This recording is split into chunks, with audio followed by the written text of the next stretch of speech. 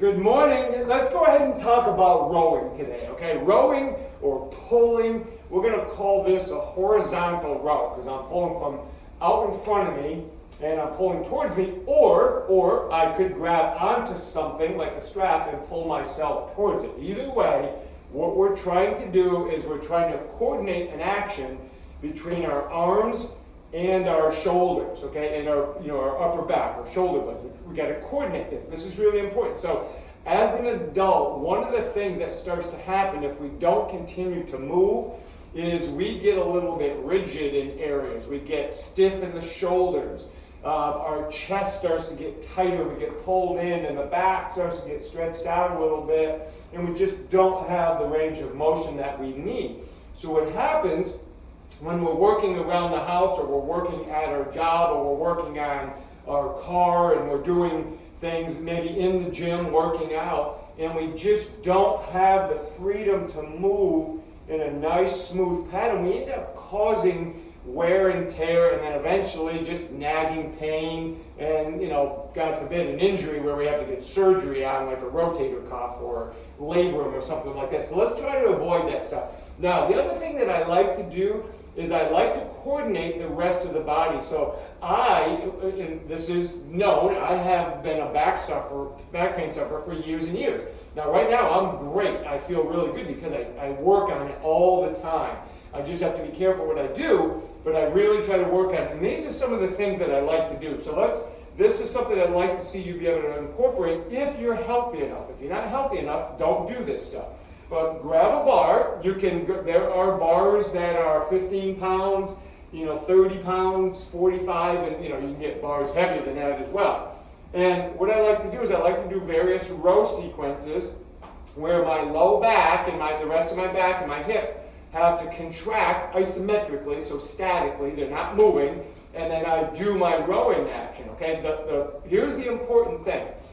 When we do a row, okay, I am not trying to jam my elbow to the ceiling like this. What happens is the front of my shoulder just gets crushed. So if I row too much, I start to tip everything forward, and now I got pain here in my shoulder. Really what I like to tell my adults to do, or my athletes, is when you row, your upper arm just passes your ribs maybe an inch or so. Okay, some of you, based on how you're built, might be able to go a little further. Some maybe not as far. You do not have to go way, way back, and now you end up actually going beyond the range of motion of your shoulders, your shoulder blades. So I always say when my shoulder blades stop, that's when my arms stop, okay? Now, you want to make sure you coordinate this pattern. So as my shoulder blades are moving together, so are my arms moving up and back, okay? So what I don't want to do is like squeeze my shoulder blades together, and now all the weight is reliant on my arms being able to lift it. So there's going to be some bicep because I'm flexing the elbow. There's going to be some deltoids, right? There's going to obviously be some work, even my traps, everything's going to be working. But if I squeeze my shoulder blades too soon, now I'm uncoordinated in the pattern. I want my arm to start closing and my shoulder blades start closing when my shoulder blades finally hit right there. Now my arm stop, that's a pretty good spot right there. Then I can come back out. So you slow yourself down and learn to coordinate that. So it looks like this.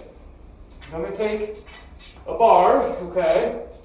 And all I'm going to do is, now there are different degrees. I could go, I can bend forward at, close to 45 degrees. I can go 90 if you're good enough, whatever is comfortable for you, okay?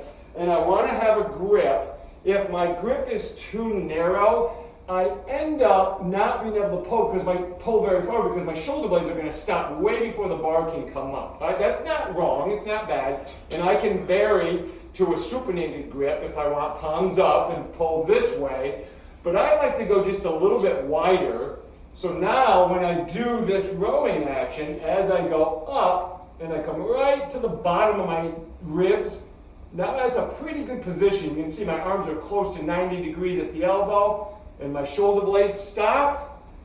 Okay, so I'm here, shoulder blades stop, and my arm stops at the same time, okay? So basically what I like to do is I work on my hinge pattern, which we talked about before, and I get nice and tight on my core. Everything is good and braced. I'm just stable. I'm safe. Okay, and I work on, take a breath, pause, and then down slow. Now, my arms and my upper back are working dynamically, but my low back and the rest of like my erector spinae and my hips, my hamstrings, they're statically, isometrically working the whole time. And this is good for me. I need this. But notice my movement is really smooth, and when my shoulder blades stop, my arms stop. Okay, again, I don't want to pull, I don't want to stay with my shoulder blades apart and only use my arms either, right? Or use my shoulder blades too soon and then my arms have to do all the work.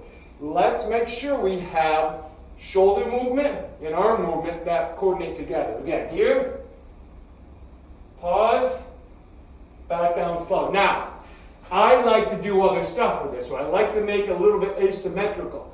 So I'll often do like a mini lunge. So I'll start here, I'll lunge, hinge, row, switch, hinge, row, back up, and then I'll alternate that. So I love the rowing exercise. It's so good, but again, for me, I can get the work of my upper back, my arms, and my shoulders while I'm getting some static strength in the rest of my body, the rest of that posterior chain, and it opens up my chest. So hey, give those a shot.